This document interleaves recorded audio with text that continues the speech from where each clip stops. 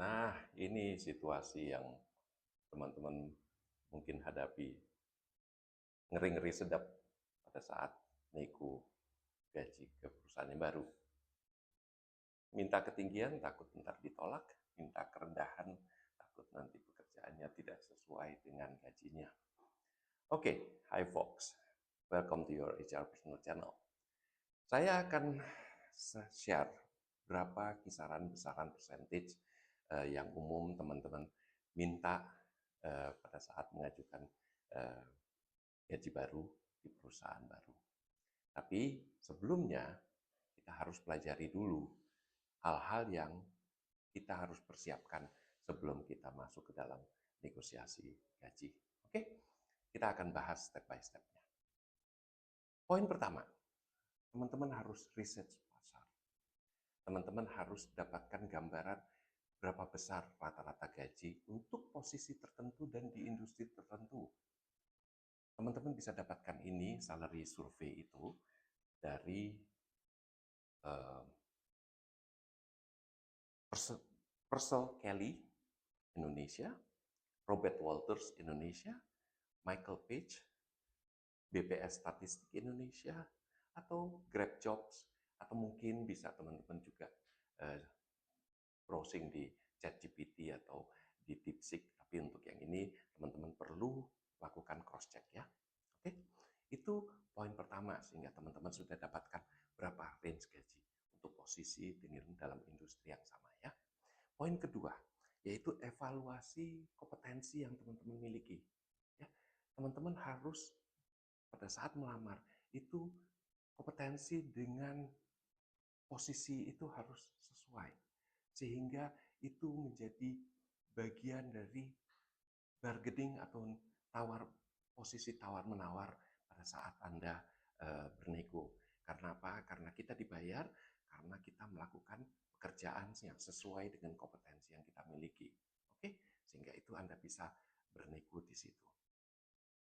Poin ketiga yaitu pertimbangkan ukuran dari perusahaan tersebut. Apakah multinasional atau perusahaan lokal? Apakah perusahaan ini startup atau perusahaan ini perusahaan yang sudah lama berdiri? Tentunya ini mempunyai perbedaan dalam kemampuan mereka untuk melakukan atau memberikan salary range tersebut. Oke, pertimbangkan juga lokasi dari perusahaan tersebut. Karena lokasi perusahaan yang di kota atau yang di UMR-nya tinggi itu tentunya bisa memberikan gaji yang lebih tinggi dibanding perusahaan yang di kota kecil dengan UMR yang lebih rendah. Begitu ya. Oke, itu poin ketiga. Poin keempat adalah pertimbangkan kompensasi yang non tunai sebagai bagian daripada negosiasi paket yang teman-teman ajukan. Karena apa? Karena ini akan menjadi pendukung untuk meringankan beban biaya kehidupan sehari-hari. Oke, bisa saja asuransi di luar BPJS atau JKN itu asuransi tambahan atau ada benefit-benefit lain yang memang bisa membantu mendekatkan dengan ekspektasi dan juga mendekatkan dengan kebutuhan sehari-hari. Oke, kita sudah bahas mengenai 4 poin tadi. Sekarang kita akan bahas mengenai bagaimana nego salary strateginya. Oke, simple. Poin pertama, teman-teman harus mempersiapkan range gaji yang diajukan. Ya, dari angka berapa sampai angka berapa, tidak terlalu besar, tidak terlalu kecil. Dengan mempertimbangkan tentunya adalah poin keempat, poin di atas tadi ya.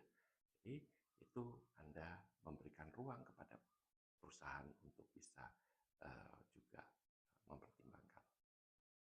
Poin kedua, ini yang ditunggu-tunggu, berapa besar sih yang biasanya diajukan perusahaan karyawan kepada perusahaan pada saat nego. Percentage rata-rata atau kisarannya itu adalah antara 20 sampai 30%. Tergantung kepada 4 poin tadi yang kita sudah bahas ya. Bisa lebih, bisa kurang. Oke. Jadi itu yang biasanya menjadi dasar untuk teman-teman mengajukan range gaji tadi. Poin ketiga, ini juga satu yang penting. Teman-teman perlu siap untuk walk away, yaitu apabila standar minimum yang teman-teman ajukan itu tidak bisa dicapai atau tidak bisa dipenuhi oleh perusahaan, maka teman-teman harus mempertimbangkan untuk mencari perusahaan yang lain. Oke, simple, keep connected, dan ciao for now.